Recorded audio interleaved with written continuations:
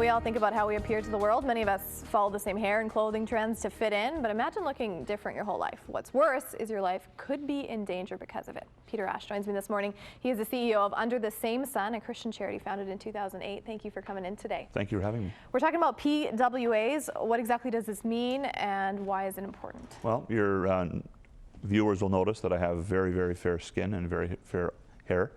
Most people are more familiar with the term albino. They would say Peter Ash is an albino.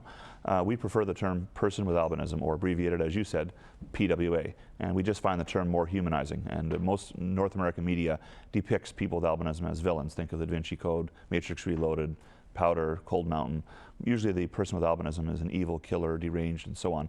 So this image of whiteness that gets associated with the word albino, we try and humanize it and say, I'm many things, I'm a person, and I have the genetic condition of albinism. 1 in 20,000 people affected. East Africa more prevalent. In Tanzania, 1 in 2,000. Right. Why? In Tanzania, it's believed that the genetic mutation for albinism occurred first there about 2,000 years ago. Dr. Murray Brilliant, a U.S. genetic researcher, says the examination of the genetic clock shows that this genetic disorder began there. And so the concentration of the gene is higher in the gene pool.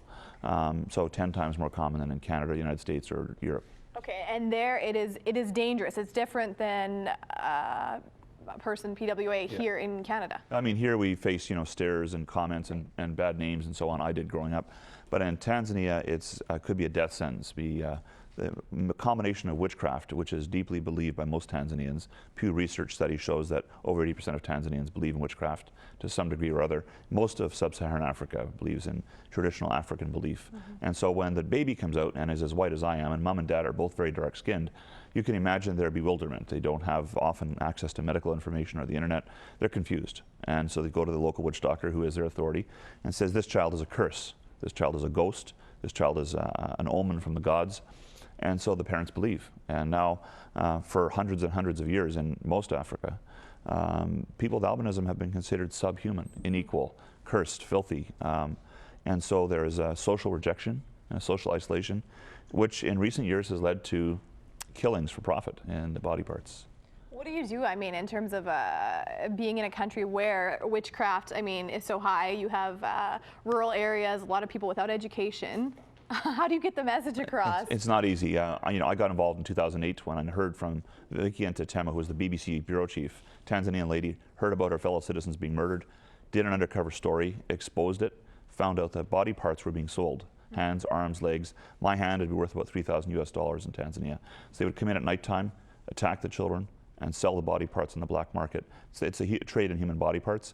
So our goal is to get rid of that by educating the public. Because if the customer of the witch doctor believes the person with albinism is a normal, equal human being, like any other Tanzanian, their body parts won't have this price tag on them. So really it's public education, using radio, seminars, newspaper, whatever we can do in the rural areas, to help people and normalize this genetic condition, that it's simply a genetic condition affecting every ethnic group in the world. It has no boundaries. Been there 15 times since 2008. What is it like for you? What goes through your mind as you walk down the street? Well, I think to myself, this is a battle for human rights. This is a battle, these are my people. If I were born in Tanzania, the reason I went, when I heard about this sitting in my home in Vancouver, I thought, if I went to bed every night in Tanzania, I would always be afraid when I wake up in the morning. You see, these are my people. These are my brothers and sisters. Genetically, they're the same as me. I'm not African, I'm not Tanzanian. Yep. And so my goal is to end the discrimination. I have a dream one day that people with albinism in Africa would take their rightful place in every level of society, and the days of discrimination would be a faint memory. So our goal is to simply create human equality. Our work at the UN is focused on that. Our work with African governments is focused on that. And that's what our work is focusing on, is making sure that there's no discrimination based on appearance or misnomer or misunderstanding or ignorance. Peter, I appreciate you coming in this morning and sharing with us and educating us. Stay tuned until 8:20. Carrie's community interview revolves around this same subject. You can find out how we can help people all the way across the globe. Thank you so much for your time. Coming in. Thank you. Yeah, what a travesty. And you'll, like Molly says, have an opportunity to find out how you can help out. And we're going to make it a bit of a fun night in order for you to enjoy yourself. But at the same time, you will be helping those people in Africa. It's looking and smelling delicious in here. A couple of my favorite things, 3 of my favorite things, in fact: charity, food, and wine. Not necessarily in that order, but charity will put number 1 for sure. Of course, my friends from the Regina Rotary Club joining me now. We've got Ken Thiessen. He is with the Regina Rotary Club. Doug Reichel joins us from the wine. What is your company called again? Sorry. Creatively called Doug Reichel Wine Marketing. Doug Reichel Wine Marketing. Wow. Doesn't get any easier than that, does it? And then Ricardo joins us here from the Artful Dodger. You are the chef there, Chef Ricardo. So we got a few great things here. First, let's talk about why we're doing this. The Argentinian Wines and Tapas event is coming up just around the corner. In fact, a couple of days away. I guess, Ken, just tell us a little bit about why we're doing this and what people can expect. The Regina Rotary Club is committed to doing good in the world, and we're involved in an international service project working with helping to end the discrimination of people with albinism in Tanzania under the same sun. And so we're doing this fundraiser on Thursday night this week at the Mackenzie Art Gallery as a way of raising money to fund the cause, but also promote the awareness and give people in Saskatchewan a break from the cold winter by getting a taste of Argentinian sun. Yeah, it really is nice, and what a great cause. People are losing their lives over there, so we want to make sure that we do our part to help them out, and what a great way to do it. I mean, two things that people really love for sure is wine and tapas. There's nothing better. It's a boat community. Tell us a little bit about what people can expect with these pairings and what's happening that night, guys. Well, we have the privilege of bringing into Saskatchewan from time to time winery principals from around the world for wines that I find and bring to the province. And so this time we're highlighting the wines of Bodega Malapal, the wines of Mendoza, Argentina. Malapal means Southern Cross, and we have one of their winery principals coming. They're coming from +40 to us.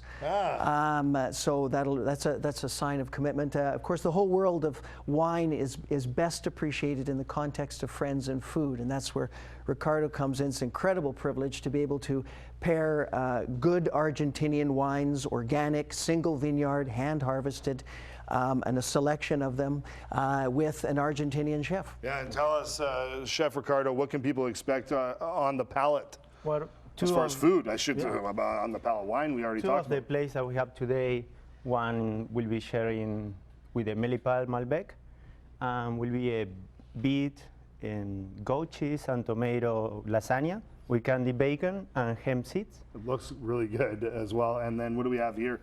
In the other plate is a braised beef short rib with topped with a mushroom ragu and with a reduction of figs and thyme, and on the top of potatoes noisette. It really looks and smells delicious, and we're all about to salivate here before we crack open the wine here and have our own tasting. But quickly, Ken, just tell us how people can get tickets for this and get involved in such a great cause. Yeah, visit the Regina Rotary website at reginarotary.org, and you'll see the wine tasting event there. Just click on that. There's 3 columns. One outlines the event, one outlines the project, and then the third column is how you can get involved. And so you can buy tickets. There's a link there. You can go online, pay for them online. And if wine tasting isn't your thing, or you're not able to make it on Thursday night, there's also the opportunity for you to donate online. So you can click the Donate Now tab, and you can make an online donation to support the cause of helping under the same sun. Perfect. Thank you so much for being here, guys, and for helping out yourselves with such a great cause. We hope you will as well. Time now for Kerry's Community Calendar for today, January 20th. Argentinian Wine Tasting and Tapas Fundraiser. There it is, my friends. More details on it. You can email Ken at the address on your screen. As you look at me sitting where you are, you notice that I look different than you. Peter Ash has what most people know as albinism, a condition that results in a lack of pigmentation in the skin, hair, and eyes. Ash is in Regina sharing with a local Rotary Club the story of those with albinism and the horrible price some must pay. In many countries in Africa, particularly in Tanzania, those with albinism are killed for their body parts. People with albinism are viewed as having inherent spiritual power. It's like taking a spirit or a ghost or a demon and directing it at your will. Ash explains this belief is rooted in witchcraft. In Tanzania, there have been 72 known murders of people with albinism. Only 5 cases have gone to trial. The witnesses said that a hand of a person with albinism would sell for about $3,000 US. The price tag for a complete set is the phrase that was used in one trial, which refers to a complete set of organs, the whole body, would go for between $100,000 and $250,000 US. It's believed the younger the person or the more pure, the stronger their magic. So often the young fall victim. While in Tanzania, Ash spoke to a woman who had this happen to her daughter. Miriam was the girl's name, young girl. I think she was about 3 or 4 years old. They took out machetes and they pinned her down. And you can only imagine what happened next. To stop the slaughter, Ash started Under the Same Sun to educate the public in Tanzania about albinism. Just last year, the organization hosted its first summer camp. I have a dream one day that in Tanzania and Africa, and indeed throughout the world, but especially in those parts of the world, that people with albinism will take their rightful place in every level of society, and that the days of discrimination will be a faint memory.